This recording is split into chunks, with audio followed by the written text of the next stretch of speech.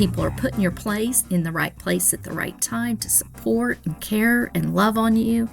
And God will get you through whatever that dark place is. Welcome to the Extraordinary Lives podcast, where we talk about lives that go beyond the ordinary to the extraordinary, with the extra being Jesus. We'll be encouraged by amazing stories and helpful insights from the lives of ordinary people who have that extra, that supernatural difference that only Jesus can give. This is your host, Ellen Bennett. Thanks for joining us. Hi, everyone. I am so excited to welcome Kelly Rose to the program. She is the executive pastor of Central Bearden Baptist Church in Knoxville, Tennessee. And I first met her in the 1980s when I was a student orientation assistant at the University of Tennessee. Go Vols. Go Vols. And yes, and she was working as the orientation coordinator. Welcome to the show, Kelly. Thank you, Ellen. It's so good to see you. You too. And it's so fun to reconnect after all of these years. I knew you in college and I was just a student and you were like a mentor. And then here we come around to being able to talk to each other about our faith. So Right, yes. it's really fun. And I Yeah. wasn't a believer at the time. That's right. Mhm. So that's kind of fun too. So I would love to know, what do you do as the executive pastor at Central Bearden? What does Sure, that job yeah. entail? So generally, an executive pastor in a church is going to oversee kind of the administration and the operations in a church, and also will have supervisory role of support staff and ministerial staff. And for me, I also serve and do pastoral things. I'm part of a hospital rotation, pastoral care. I take my turn on that and also participate in worship, being on the platform. I don't preach very often. In fact, maybe I think I've only done it twice since I've been here because that's not my gift and calling. But we'll participate in other ways, whether it's leading a prayer or a call to worship or something like that. That's great. And that's a really big commitment that sounds like, too, it could be messy at times because working in a church, we would like to think, oh, everything's always rosy because we're all believers, but we all have our baggage that we bring in so to need to supervise that or care for everyone there. How has that been for you? Yeah, that's very true. You kind of hit the nail on the head there because everybody has a belief of what church should be and what it should look like and how we should behave and those kinds of things. And one of the things about our spiritual lives is most people are very committed to whatever that looks like, whatever their belief system is. And because of that, change is really hard in a church. And whenever you have new experiences with leadership or even just new people that join a church, they're bringing in their backgrounds and their history. I always say when I'm hiring somebody that if that one of the things they say is, oh, I want to work in church because it would be so fun or so just so wonderful. And I'm thinking that, they're not the right person for the role because you have to really know how to deal with people kind of at their worst, because a lot of times when we are dealing with people, it's in an emotional crisis. And you also have to learn how to deal with people and walk them through a conflict in a healthy way. And, the majority of people in a church, we never have to experience that with them. They come and they participate and they worship and that kind of thing. But it's those few times when it can get messy. Sure. Yeah. That's really good. I always want to say to non-believers that, please look at Jesus. Don't look at Christians because we're trying our best, but we are sinners and that's why we need Jesus. Yeah. And all of our previous experiences impact everything that we do in our lives, no matter what it is, because it's in our brain. It's that blueprint of how do we operate. And we all go back to whenever we're in a moment of decision or crisis or whatever, we always go back to where we've been because whether we like it or not, that's comfortable. Right. We've lived that. So, that's what happens with a lot of folks, especially when they're in a crisis moment, whether they've lost somebody or they're faced with a challenge in their life, a loss of a job. And usually, sadly, we're usually talking about some kind of a loss, whether it's, family member or friendship or relationship or work. Right. So tell me a little bit more about that. How do people handle that in a very human way or based on their past versus how can we grow in learning how to handle it in a more Christ-like way? Well, we all have these little voices that we hear in our head, whether we admit it or not. It's that little voice that we're not good enough, or we got to prove ourselves worthy, or we're going to look stupid, or believers and non-believers have it, and we can say it's Satan, or we can just say it's our memories, or whatever you want to refer to it as. But we all have that little voice that just drives us. And that little voice really is based on patterns of behavior that we've had in our lives, or even as children. The most offhand comment from somebody can really impact the way we think and behave the rest of our lives. So it's a matter of when I feel threatened some way, that's where I go. And then I have to prove I'm good enough, or I have to prove that I'm smart enough, or I have to prove. And, it's defense, it's fear. It's all fear-based. Yeah. So, And then what do you do with that? Yeah. Well, first of all, you have to notice it, just self-awareness, so that we're aware. We can catch those thoughts. We can go, that's a lie. That is a lie. And if we can catch ourselves, we can. It's just how far do we let ourselves get down the path? There's that scripture that says, hold every thought captive. So if we can hold that thought captive and then tell ourselves the truth, it changes the way we see things. And it's okay to ask for help, too. That's good. And so what would be some truths that you would say instead? Yeah. Well, I think a lot of us have this real desire to feel validated and worthy and valuable. And to be able to do that, if we hear this voice that says, you're not good enough to do that, or whatever that negative voice is, it's just to remind ourselves that we are a creation of God. God created us, and just reminding us of who are we and who do we belong to. And that can change the trajectory of where we're going. Yeah.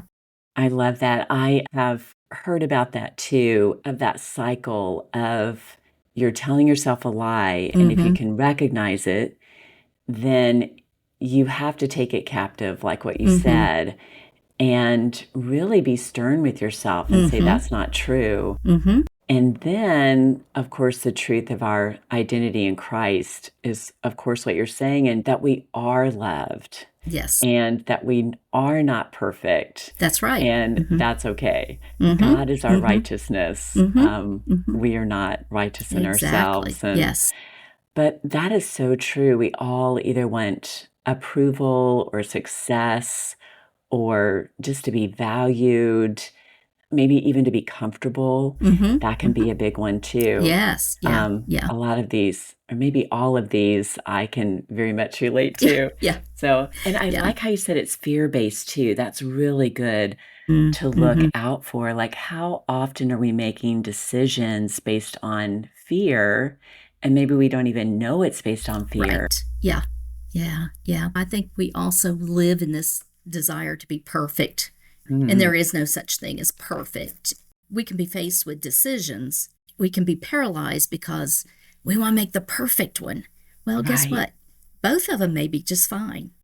Either way we go, may be just fine. Yes, so true. Yes, yeah. I love that. And God's got it whichever way you go. Yeah. I don't think he's always saying, you must go this way. We have freedom. Okay, another thing you mentioned that I wanted to ask you about was that you work with people to try to help them work through conflict in a healthy way. What are some healthy ways to handle conflict? Oh gosh, Ellen, that's a tough one because, again, people are so emotional in the middle of a conflict. And so, of course, the number one thing is don't let it become a conflict. Right. Ooh, that's Have a good communication one. before it ever gets to that point. We love to just go, oh, I'm okay. I'm okay. It'll be all right. It'll be all Yes. right. But it's not. If we are already telling ourselves that, then it's time to take that pause and maybe not at the moment, but go to that person and just say, hey, when you said this, it made me uncomfortable. Can we talk about it? And just really the number one thing is try to get to it before it ever really escalates to a point of friction, because we know we're not always going to agree on everything, and say that's okay. We're in a world right now that's so polarized. I mean, there are just so many issues that are polarizing. And so I know of no one that I am completely on the same scale with on everything. So I think too, choosing not to be offended. We That's can so choose. good. We can choose to be offended, or we can choose to be gracious and merciful. And when I say that, it doesn't mean we have to be abused or be in toxic relationships or anything like that. But we have a choice on how we respond to things. And, some days I'm better at it, of saying, hey, it's okay. And other days that voice in my head's spinning and I'm not where I need to be, because it really is a matter of my heart. But I think if we could get to a point where we lived more like that, the world would be at a different place. The scripture says, blessed are the peacemakers, not the peacekeepers, but the peacemakers. That means there's some action going on there. If we want peace, we have to be making that peace. So it's really good. That made me think when you said choose not to be offended, that goes back again to our identity in Christ. Am I going to recognize, one, I'm loved by the Lord, so it's okay what someone else might think, even wrongly. yes, Or as well, I need to be humble and remember, hey, I might have reacted in the same way, or maybe that person's having a bad day. sure, yeah, yeah, Sometimes when my daughter was a teenager, I remember her saying, Mom, it's not always about you. It's like, oh. So in other words, she might be upset about something, and she would say something maybe a little more sharply to me, but it was because she was thinking about something else, not even our relationship. So that was helpful too. Yeah, and I think you're right. It's not always about me, and the thought of being more curious, becoming a more curious person. Tell me more about why you think that way, or how did you come up with that decision? And you can do it in a gentle way, and you can do it in a harsh way. But being curious about why somebody believes the way they do, and usually it's based on some kind of experience that they've had. I know my opinion and belief system has changed through the years. I'm not the same as I was as a 20-year-old. I have a story. I have a story to tell, just like everybody else does. So be curious about somebody else's story, and that often helps explain behaviors and why somebody thinks that way. And it makes them more relatable, and also it helps extend that grace. Is so true. If you know someone's background and kind of what they've been through and maybe why they're reacting, Right. that can be helpful. And then also another thing that you were saying reminded me of the importance of being humble. We can just get our hackles up, how dare someone say that to me? But instead, just being humble and being able to ask those questions, that's really terrific and in a gracious way. So thanks, Kelly. That's really helpful. You're welcome. Good. All right. Well, I would love to hear about your life journey, how you even got started as a believer, and your family of origin, where you were born, as well as your family now. Okay, well, I'll do it as succinctly as I possibly can. It's a lot of years to cover. And I was born in Ohio and moved a lot as a child. My father was an alcoholic until I was a senior in college at UT. And so that impacted a lot of things. Impacted relationships and, friendships as a child. Either we moved, or certainly with things at home, we didn't bring kids into our house. We didn't have friends come over and spend the night and that kind of thing. So that was a challenge that had a lot of personal work that I have done through the years on that. I became a believer because I saw my grandmother as a believer. I just saw her, and she suffered a lot of health issues, but she took us to church when we were living in an area where she was. But I just saw her, that steady, loving presence. And yet there was also a disciplined side of her. She didn't let us get away with everything, but just her influence was strong on that. In high school, I was very fortunate. I went to a public school, but it's back in the day too, where the school that I went to had a very strong Christian influence. I would say about all the teachers were believers. And I had a couple in particular that took a lot of interest in me. I think they were very aware of how things were not good at home, and wanted to make sure that I had some potential and was able to realize some of that. So was mentored a lot by that. Probably my spiritual growth as a whole, and I really felt a calling into ministry probably freshman, sophomore year at UT.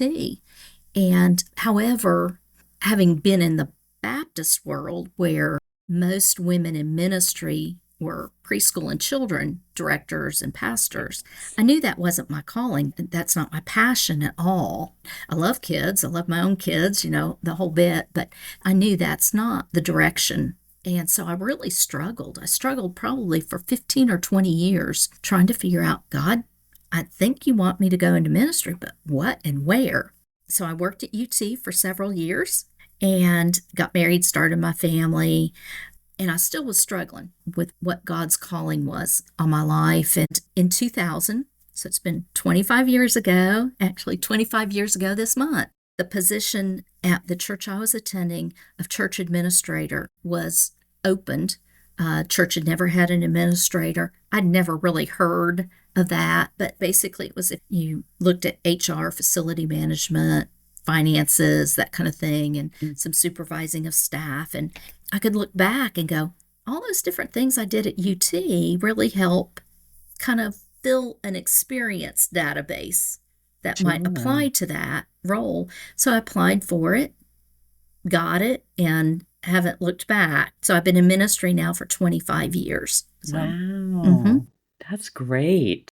And it is interesting because I am a certified church administrator through an organization called the Church Network. So I did certification courses at Candler Seminary and did a project and all of that kind of thing. But so many church administrators, executive pastor, a lot of us come out of the secular world and we bring our experiences from that into the church and kind of as a second career. I think that's so good because there's so many things that you learn in business that can really help a church. Yeah. Yeah. We're not exempt from a lot of the legalities that a business has to follow. So you want to make sure you're doing the right thing. Yes. And I think business can provide some really good principles to run on. And, Sure. we can be discerning as believers That's right. as to what is good and not as good. Yeah. Great. Okay. First, Yeah. would you just say that you became a believer because of your grandma, or was there a specific that model, moment? yeah, and relationships, people. I made a true decision, as about a 7-year-old commitment. Okay. But you still, as a 7-year-old, that decision's not the same as it is when you keep committing your path. I like that. That's good. Yeah. It was always because somebody invested in me, though. That is so true. I can relate to that. Wow. It's a good insight. Relationships are so important, just as our relationship with God. Yeah. He loves that we have relationships with others to help us along. Well, tell me about your family journey. Sure. I got married in 1985 and to another UT grad, and we had 2 children. We have 2 daughters, Hannah, who is now 37, it's just hard to believe, and Sophia will be 32 coming up. Sophia just had her 4th child, Wow. So I have 4 grandchildren. I have Mhm. Sam, and he's 7, and Callie Jean is 4, Anna is 2, and then Ella is not even 3 weeks old yet. So yeah, thank Congratulations. you. So She's busy. yes, yeah, they have their own paths, and I'm grateful. They're both strong believers, and very much grateful for that. Jeff and I actually are no longer married. We divorced officially in 2019. We separated in 2016. And, as challenging as that has been, it's also taught me a lot about myself and God's sustaining power through no matter where you find yourself. People are put in your place, in the right place at the right time to support and care and love on you, and that God will get you through, whatever that dark place is. It's not even anything you have to do, because sometimes it's just a matter of allowing yourself to be held, and to move through those hard things. So Are there any things you can point to in particular? And the reason why I ask is I know we've got listeners who are either in the middle of that or have gone through it. And even my husband went through that, and it was just such a devastating sure, time yeah, and a yeah, crazy time for yes, him. yeah, yeah.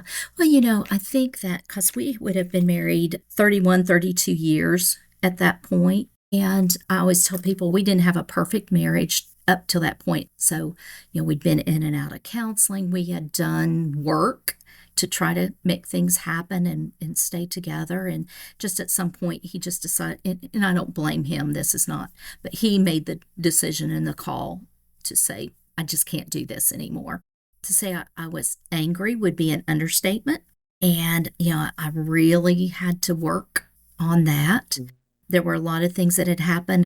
He had taken a job out of town, so I had given up my job, moved and followed him, wasn't working. It was the whole bit of a new place and what am I going to do? And of course the fear of I can't survive, of how am I going to live, crept in. But again, one of the first things I did once I kind of worked through some of the initial anger and shame was a big part of it too, was to reach out to folks that I trusted, to let them know where I was, what was going on. 2 things: I needed a job because I wasn't working, I was unemployed. And next steps, how do I get through this? And it really was a matter of people just supporting me through it, and my trusting that I was enough, that I could do this, that I could make it. And, God really does sustain, but we have to put our trust there, and we have to do our part too. I'm not one that says, all you got to do is trust. Well, yes, but Mhm. God instills in you, He gives you abilities and things within you to also put together a plan. What's the next step? So trust God and trust yourself. That's good. And how great that I love that you said you found people you trusted, and that's so important.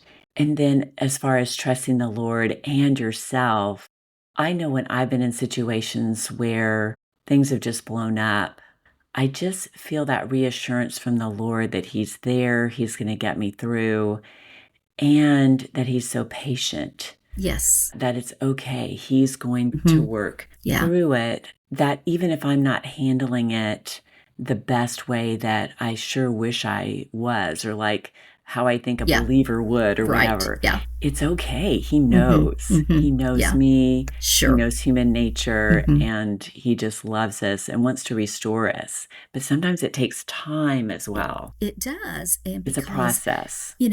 when you're in the wilderness or whatever, it's a matter of those are teaching moments and faith building moments for us. So when we start out at it, we certainly aren't going to look, act the same as we did when we come out of it. We have to be open to that teaching. And so that's part of the journey. I think the biggest thing for me is, and probably some of this is just being a woman in my 60s who kind of have lived a life where, I wasn't on the front end of equality in the women's rights, but I certainly was early on it, and I have benefited a lot from it. So it's really important for me to make sure I don't play small, that I make sure that I don't play a victim. I face things knowing that God has created me as I am, and that, again, I can get through with others, with support, with God holding me and getting me through every day, not just the big things, but every day. It's great. Thank you. We'll see. Ellen, I think about in 2007, Mm-hmm. I was the baccalaureate speaker for Hannah, my older daughter's high school class, and Wow. it was a big deal. I was the first woman to ever be invited to do that in Wow. Maryville High School is not a new school. It's been around a long time. And where I went with it was on fear. That seems to be a common theme for me. Yes. And one of the quotes I used was Marianne Williamson's Our Deepest Fear quote. I don't know if you're familiar with it or Tell not. me. I first came across it because it was in the Coach Carter movie and Aquila and the Bee movie. And it starts out as, our deepest fear is not that we are inadequate. And our deepest fear is that we are powerful, because that does scare us, The quote goes on to say, God created us, so why do we live small? Why do we want to be inadequate and live that way? And, part of it is just, if we haven't received a lot of encouragement, especially as children, Sure. then we kind of learn to operate on a less than. But I always kind of go back to that, thinking, here I am up in front of 1,400 people sharing this quote, and I'm going, do I really believe this? Mm-hmm. Do I really live this? That was kind of one of those moments like, oh, yeah, this is how I want to be. I don't want to live small. We only have one life. Live it to its fullest. That's great. I just cannot help but think about the legendary basketball coach Pat Head Summit from Tennessee. Yeah, Boy, yeah. Pat. she's... I'm just thinking how, for all of us, she Yes. was Pat, not Coach Summit. Yes. No, but she was Pat. She was Pat. Was she strong and determined? And okay, we come from a good tradition there. Yeah. All right. Well, I wanted to go back to one other thing that you mentioned, and that was that your dad was an alcoholic. And what were some things that you had to go through in that? Like, what were some lies that you were telling yourself versus were able to overcome? Sure. And even with your marriage, what are some things that you've really had to confront and grow in? Yeah. Well, when I think about the situation with my dad, and I should say that he was pretty violent when he would be drinking, and then he wasn't warm and demonstrative when he was sober. It's kind of, you just never knew where you stood. But one of his favorite things to say to me, to us, and I have an older sister, a younger sister, and a younger brother. So we're spread out 13 years from beginning to end. And then to watch him be verbally and physically abusive to my mother. But one of his favorite things to say was, you are good for nothing.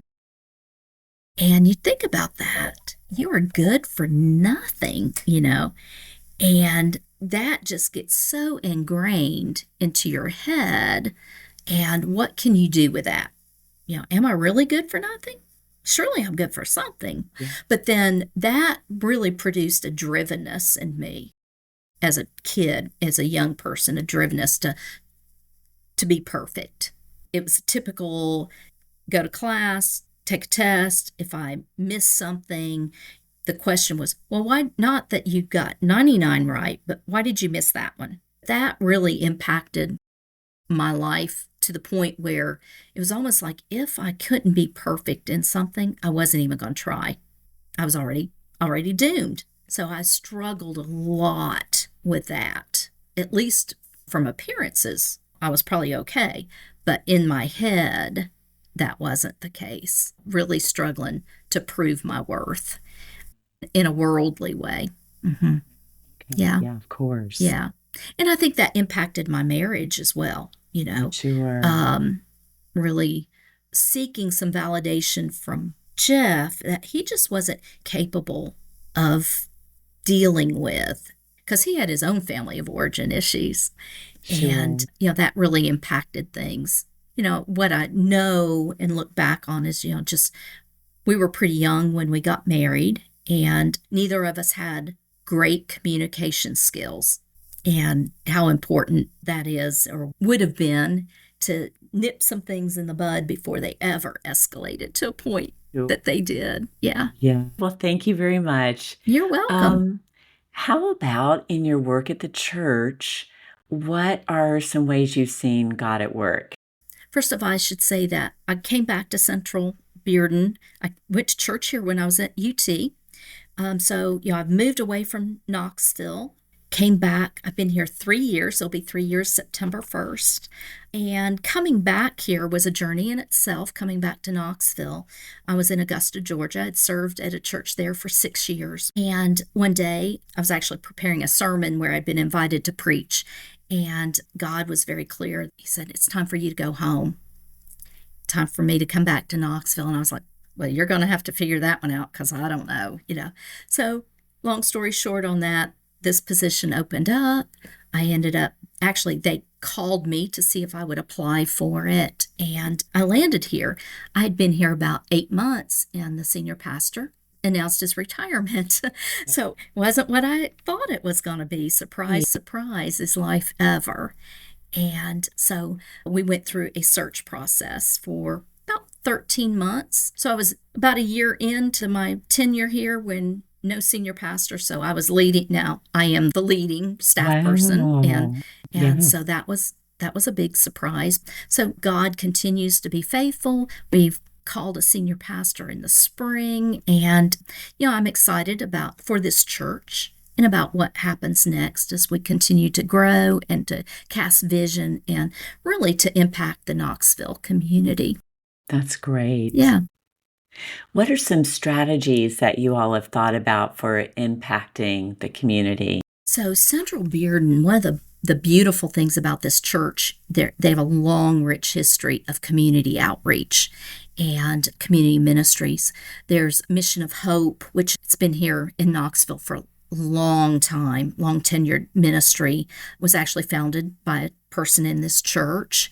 And have another ministry here that serves the HIV community. So what I love about Central is if somebody has a passion for something, they don't necessarily come and go, I've been praying about this and I think you should do this. It's much more, I've been praying about this and God is leading me to this. What do you think? How can we make this happen? So the church has a very rich history and tradition of supporting their members in bringing ministry to fruition and impacting our community. That's wonderful. I love that. Okay, so now I would love to hear about any books that you've been reading or any thoughts that have been impacting you. You shared the great quote about fear. Yeah. And tell me a little bit about what you've been thinking about lately. In July, I went to my national conference with the church network, and I serve on their board of directors. And as part of our meeting, one of our devotions was, pursue what matters most. So that is just sticking in my head right now because I'm 64 years old, and I think we always have ministry this side of heaven, but I also want to make sure that whatever time I have left really is not that I leave a legacy for me, but it does impact people for good, because we can impact people for negative too. Definitely. So it really, and I want to focus whatever energy and attention that I have really on what matters most. That's a biggie. And then the other verse that and we kind of have talked circles around this one, but is Psalm 145:8. And that's the Lord is gracious and merciful. He's slow to anger and abounding in steadfast love. And I think that one is so important to me these days because people seem so angry. The world seems so angry. And that description of God is just completely opposite of that. And, if anything, if I drop dead today, I want people to know that they were loved, that I loved them and loved them well, or at least as well as I can possibly love them. Great. Yeah. Boy, I've been thinking a lot about that too. I'm back in the classroom just teaching one class, and I feel like over my years of teaching, what I've grown in the most is just knowing that it's all about loving these students. And of course, it's about teaching Yes. and helping, but you do that through your relationships with these students and showing that you Definitely. care Yeah. and that you're excited too Yeah. about the topic. Yeah. But Mm. and I love that you bring that out. First, second, and third John is just so convicting about if you know the Lord, if you know Jesus, you will be loving to others. That's and right. that's a real Yeah. sign. Yeah. Yeah. And I think it's not meant to be a threat of, oh, you better love others or, you don't know me. But as you draw closer to me, you will automatically love what I love, which is others. Right. Yeah. Yeah. So I love that you brought that out. Yeah. Good. Well, thank you. You're Is there welcome. anything else you want to make sure you don't leave without saying? I think so.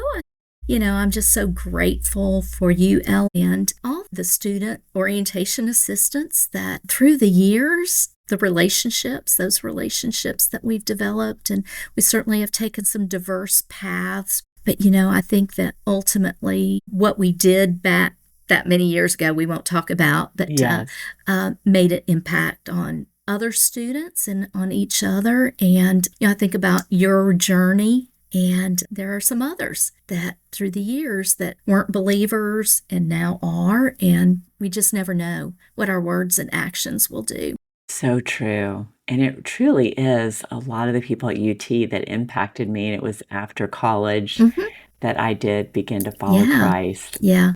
It's great. And I agree. I mean, what wonderful people. You and Debbie and the committee were great about choosing these people who were very diverse to all work together and just really established a great team. Yes, fun and such a privilege to be a part of. Yeah, I agree. Great. Yeah. Well, thank you so much. You're I so welcome. appreciate you sharing your story and your heart and just Anytime. encouraging us along that way too Sure. to pursue what matters most. Great. Well, thank you, Kelly. You're welcome. Thanks. Thanks, everyone, for joining us. This is Ellen Bennett with the Extraordinary Lives Podcast.